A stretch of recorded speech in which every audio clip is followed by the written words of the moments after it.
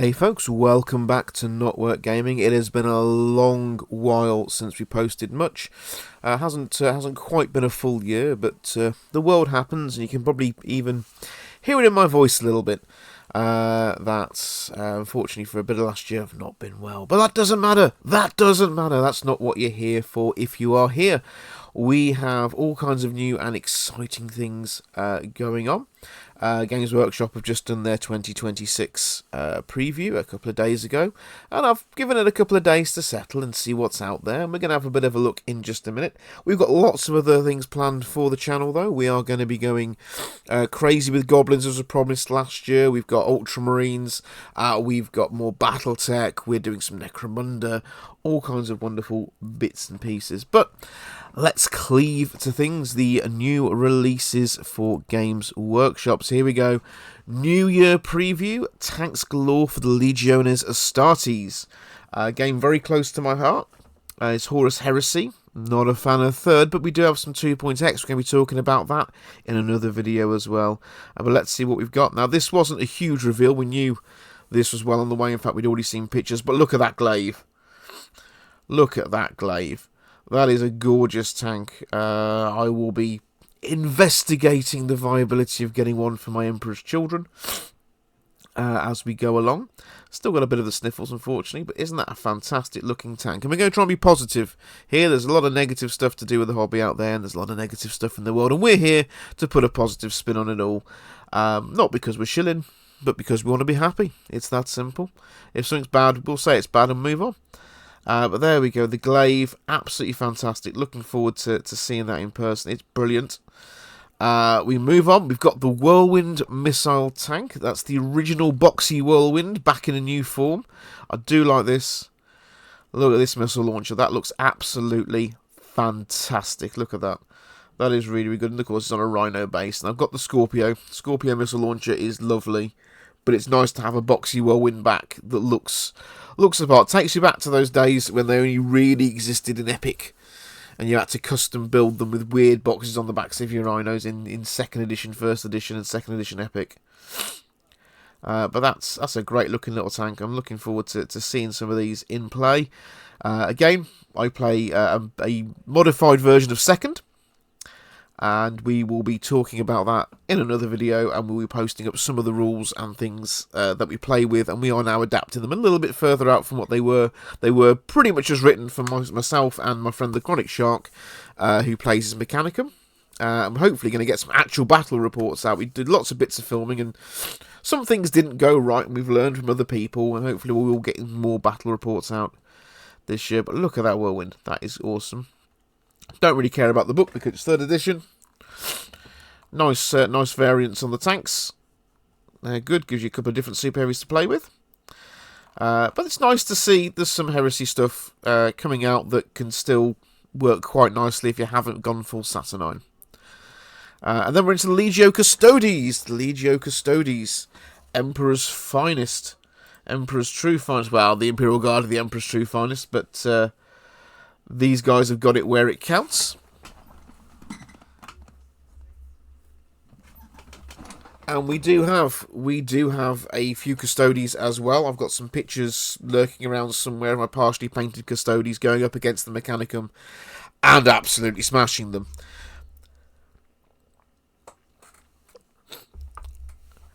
But let's have a look at the Custodes. I'm not going to play the little videos. You can go and look at those yourselves. But we've got the Custodes battle group. This might be on the shopping list. This might be on the shopping list because they give us quite a nice shield captain. A little bit nicer than some of the bits we've had to work with, which is just a slightly modified chap. Although this might be a slightly modified chap. He is just his own character. Right, it's hard to tell. Hard to tell whether he's just one of these modified. But there's more dynamism in the poses, is what we need to say. There's more dynamism there. But we've got the tank as well. And we've got, of course, the Achilles Dreadnought, which is a fantastic Dreadnought. I love all the Custodes Dreadnoughts, Telemon, Achilles, Gladius, but the Achilles is my favourite by far, although I do have 2 Telemons, which shows you things there. But here we go, we got a little bit of the close-ups. Lovely gold on there. Not the most visually exciting because it's just a massive gold and red, but you can paint them the other orders within the Custodes, the other chambers. I like these Vembrances in red, like a ruddy red brown leather over it, and these plumes are exciting. Those plumes are interesting. And everyone said, "Where are the triggers?" It's a damn good question. Where are the triggers? There could be a firing stud back here, I suppose, on the back end of that little box that otherwise doesn't seem to exist for any reason, but does plug into the back of the bolter. Or they could be DNI. There's a DNI connection from the gauntlet into the haft, and that will fire it as well. There are law reasons for that. Not a huge fan of the spears. I think there's a better way of doing it. I think the old Nemesis weapon, where you would have had the haft of the halberd or spear weapon going through where the line of the bolter is there. I'm drawing with the mouse, and then the bolter being more of an underslung or a further setback component from the old Nemesis Force weapons. But these are still cool. They're still nice enough. And of course we've got our Custodian Guard with the Sentinels with their shields. Look in the business. Look in the job. These look a little bit better than the old swords. I'm still not a fan of having magazines as crossguards. I think that could just also been done a better way. But they don't look quite as unwieldy and ungraceful as the original cast. Although when you Custodians, I suppose, it doesn't matter if it's unwieldy, ungraceful in Custodian's hands, it's all going to work fine. And these shields are quite nice as well, with this slightly different, almost bone colouring to them. I might do that on mine. I might steal that and put a paler gold on the shields for mine, as they're still only just starting to get painted. And obviously we have this wonderful Calidus grav tank, which everybody always wanted, but was a sort of an expensive model to buy. I don't know how much this is going to be in plastic, but that is nice. That is nice. And ironically, that box would finish off my Custodes Force pretty much exactly to 3,000 points. And here is the Achilles. There he is. There he is. That's a good-looking model. The posability on that must be grand. The posability on the resin one was pretty good, but the posability on that, I'm looking forward. And the Galatus, I said Gladius before, the Galatus, who looks cool. I might build one. Unfortunately, at least in 2nd edition, there's no reason to have a Galatus if you can have an Achilles. Because it's just a better invulnerable save in close combat. That is the extent of its want. And then we have, on Tactical Rock, of course, I'm pretty sure they're just playing into it now. We do have the Shield Captain, who will make a fine addition to my forces. There's a lot of fuss about the heads. I'm going to tell you now, I don't care. I absolutely don't care. You want a female Custodes, you can have female Custodes. You don't want female Custodes, you don't have to have female Custodes. It is going to make zero lore impact. Absolutely zero lore impact. I mean, like, female Space Marines were some of the very first models they made, and they went away, and the lore got changed, and Space Marines as we know them now don't have women. In fact, that's part of the earliest lore, the Ian Watson Space Marine book, which of course is technically non-canonical now. But they are thematically based off Militant Order Knights, all of them, even though they have their all expressions in the different chapters and different legions. It's still based off the concept of things like Knights Templar. You have the Militant Order Knights, and that's why we got the Sisters of Battle, was they were meant to be the female component to that aspect of the game. And then Imperial Guard was mixed, always mixed, and that was that. But you know, these are essentially test tube created people from the ground up. You could go either way, and to be fair, and this goes for Space Marines as well, they're that beyond human, it doesn't matter. It absolutely doesn't matter. Space Marines are completely neutered. Doesn't matter. Doesn't do anything. And then, of course, we have the Grav Carrier as well, which is an interesting thing. No one ever wanted them, I think, from Forge World. I think people did as part of the collection, but it was just didn't ever feel quite worth it. Didn't feel quite worth it, but it's still, look at that model. That is a fantastic plastic model. I think they've beefed them up a little bit as well. They look a little bit chonkier. A little bit chonkier than the resins, which is quite nice. Don't care about the book. That's the Custodes. Okay. So some exciting stuff there. All good for Heresy, and they've said the Custodes will be playable in 40k and not Legends. We'll see. We'll see. The Eye of Terror. This is what got everyone excited. This and the Elder. This is what got everyone excited. Was the preview stuff for the new year, the Eye of Terror, all that stuff coming out. Oh, this is the previous page. That's not useful. Yeah, here we go. Go back to the top. So, Reavers and Raiders. Huron Blackheart. Now, some people love that model. Some people don't love that model. I think it's nicer than the models we've had. I think they could have done something slightly different with him, but it's fine. It's a good enough model. It's decent. Love the ship captain. She's fantastic. This Apothecary is awesome. This Xenos bounty hunter who looks like a crocodilian beastman. That is fantastic. The sorcerer's great. Chappie with the axe and the skull, absolutely fantastic. We're only missing a guy with a peg leg because they are pirates. But here we go. That's an awesome model. That's fantastic. Oh, she has got a peg leg. Actually, looking up close, I said peg leg. There it is. The pirate captain has the peg leg. Of course she does. That is awesome. Again, the only downside to it is it's very Latara Sarin. Very Latara Sarin. In fact, she'd even make a grand Latara model by herself. But very Latara Sarin. This sorcerer model might find a home in my Heresy army. In fact, a lot of this might be finding a home in Heresy forces. It's a guy with an axe. So, do we have anything about the guy with the axe? I mean, it's his old comrade, so it's a chap.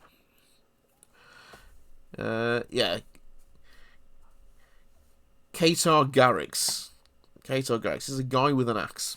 I love it as a guy with an axe. It's just, guy with an axe and a skull. Cool. This is beautiful. This is very, very good. I love the fact that they've both got the same chapter marking. For going renegade and he's holding him down with his foot. It's almost Fabius Bile. And of course Huron. It's still pretty, but that's a very Treasure Planet Long John face, I feel. If you've ever seen the Disney movie Treasure Planet, that's a very Treasure Planet Long John face. And they've got these Terminators. Well, they didn't show them up there. We've got these Terminators and the rest of the boys. Maybe they're down here. I mean, these are some beautiful models that are really embracing the Renegades, but not strictly speaking Chaos vibe from first edition and these old backpacks. I mean, these are definitely going to be showing up in people's Heresy forces. 100% these are going to become Heresy Marines for somebody. I think there might be space for them amongst my Emperor's Children. They are fantastic though. These are really good. These have got it down, especially like this I-band, this thing here. This is, again, if you look at the old Scouts, the old artwork for Scouts and the Scout Sergeants, they used to have the I-band in old war paint style done in. That guy as well. There we go. And this guy with the covered backpack. These are some fantastic sculpts that are going to look right at home in, I think, my Heresy forces. I do play a bit of 40k. I have opinions about 40k and whether it's good or whether it's not so good. But it's fun. If you're playing with your friends and you want to do some goofy stuff, it's fine. It's fine. It's fun. It doesn't have to be anything more than that. There's so much more it could be. There are better editions of the game in certain respects, but it's okay. It's fine. I mean, we throw a couple of points down occasionally and play some games. The Reaver Captain. A couple of different options on the Reaver Captain there. Looks good. I'm kind of torn because the Emperor's Children of me wants the sword, but this is probably one of the most badass renegade unnamed character models I've seen for a while. if I'm being truthful. And nicely, none of these are completely over the top. Look at it. There's not stacks and stacks and stacks of extra bits and loads of pipes everywhere and everything. You can get in. It reminds me of Old World. A lot of the old. You look at the Old World stuff. It's got some extra bits, but it's not overburdened with them, which is nice. And then you got this Renegade Traitor Guard. I don't know why everything's put to the end here. Or this Renegade Traitor Guard, which is absolutely awesome. Everyone's been asking for Traitor Guard for ages. Can we have some rules from it at the very least? Just convert our stuff across. Looks like Workshop are finally putting out proper pirates. These Terminators, these Chaos Terminators, these look like Chaos Terminators did when they first... Second edition, when we first saw Chaos Terminators in this mould,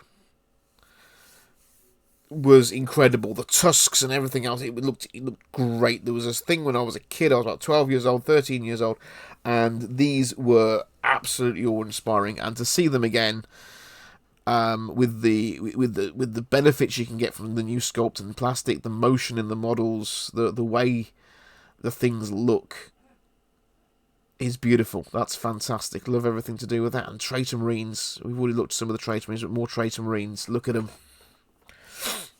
Look at them. A little bit busy. But again, you want to put some Traitor Marines into late Heresy stuff? I can see these absolutely working. For late Heresy. Obviously, the backpacks and things are very much more obviously Chaos, where the other ones were far more... If we go back up to the other guys... I mean, he's got a Chaosy type backpack, but you've got these older backpacks. These look more Renegade, as Renegade used to be back in Rogue Trader. You upgrades kit if you want to convert things into things. That's interesting that they've released an upgrades kit again to put onto other models. That's interesting. That's fun to see. And there are Eldar. Somewhere. Yes, there we go. The Eldar. Okay, so Prince Uriel. Who had vanished from the books, and everyone was talking about Uriel being gone. And I say recently, at the start of 10th, I began an Eldar army. Just because it was the first edition that I could actually build a full Court of the Young King, which is where they sacrifice an Eldar to summon the Avatar. And you have all the aspects present, was what's meant to happen with that one.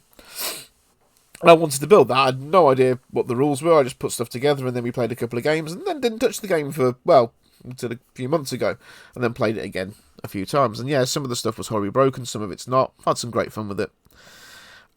Sad to see Uriel go. Not that he was ever part of my plan, but these, some of these models, absolutely fantastic. Let's have a look. Prince Uriel, there he is. That is a grand model. That is a good look for Uriel. Do like it. I'm not sure if that's just the old one re-released, because he was a resin, I think, or if he's just been put into plastic, or if that's a brand new sculpt. I'm pretty sure that's a new sculpt for Uriel. Didn't play or even pay much attention to Eldar when he was a mainstream thing. I love this helmet. Silly ears, but that's a beautiful looking helmet. It's absolutely fantastic. If I end up with an Uriel, we'll be having the helmet. I'm not sure if I will. I've got a lot of armies anyway, and we don't do a lot of 40k. I can't believe they're not Swooping Hawks, the original Eldar Raiders. And again, there's a lot of very original concept work. If you look back at very old Eldar stuff, again, we're talking Rogue Trader era images and pictures, you saw these Raiders. These Raiders were there. So again, it's something nice to see. There's a nice little bit of nostalgia pang there for the Eldar, which, you know, plays to a few people. There might be a little bit of pandering there just to get them sold, but they do look very, very cool, and I like the idea of the Raiders with the mini wings. Those are quite nice. Karseth. I'm probably going to be getting a Karseth, even if it's only to be act as another psyker of some kind in my regular Craft World force. My Craft World I'll be talking about as well. There's some personal lore for a Craft World to put together, so when I showcase the models, I'm going to be talking about Craft World Kin and Win. But Karseth is, again, this is an old school looking Farseer. This is an old school looking Farseer, and I love it. I love it. I think some of the designers for this release, this 2026, early 2026 stuff, were on the ball. Someone let them play with older ideas, and it's working for me. Viper and Starfang. I like the fact that we've got a new Viper. It's a kind of sensible new Viper. It looks kind of nice and sleek. A little bit weird they go, with the aesthetic of the more modern tanks, when the tanks are some of the oldest kits out there now, but they're still good. I might actually end up getting a couple of these. I might end up picking up things. There's a lot of armies don't play a huge amount of 40k, so there's not a lot of value in getting a lot of 40k stuff. Says the guy who's got a brand new Ultramarines project sitting on the table right next to him. We might look at some of that in a minute, or in another video. But this is a gorgeous little model. I think this is fantastic. I think this does the Viper really, really well. Long gone are the days of the open bike with the open seat behind it. And then you have the Raider version of it, which shoots people in as it flies over them, I suppose. I'm not sure what the thought for that is. I mean, I understand the concept as it comes over and as it's pulling away it shoots, but it's odd when you could have just had Vipers. But it's still fine. It's the same model. It's a nice model. It's just a weird configuration. And then the Raiders on foot. Again, lovely models. And if you've seen the old artwork for Eldar and Eldar Pirates, and even not so old artwork, these are the guys you saw, and they are very, very nice. It's kind of making me want to do some Raiders, and paint them as I did my Stormcasts. If you've seen my Stormcasts, or some of my Stormcasts, got a lot of part painted things. I play more than paint. Do them a little bit like that though. And there we go. That is the 2026 release. I know there's stuff for Age of Sigmar. I don't really play Age of Sigmar, so I don't want to dwell on it. There's a bunch of Blood Bowl stuff they've announced, which I find fascinating. I love the fact that Blood Bowl's a thing. I know there was no Necromunda in this one, but they keep pushing Necromunda stuff, which is brilliant to see. It's a great little game. And if you've got the time to tinker with it, you can really sort of squeeze out some old school Necromunda feel without having to convert everything back into the older Necromunda game, which is a brilliant game. But being able to play things pretty much off the shelf is a convenience that I like to have. Well, thanks for popping by, and we will see you in another one. We're going to have a few miniature showcases showing what's going on. We've got the ladies and when Escher Necromunda gang. We're going to talk about the campaigns. We're going to do some stuff going through into the future. We've got Battletech campaigns planned. We've got Necromunda campaigns planned. Because we had a couple of issues with the battle ports, but I thought campaign updates and campaign stories might be a way to go.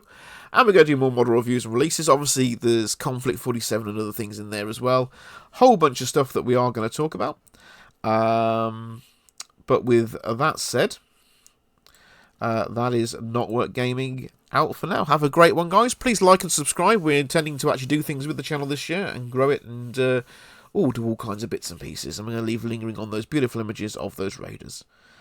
Goodbye, folks.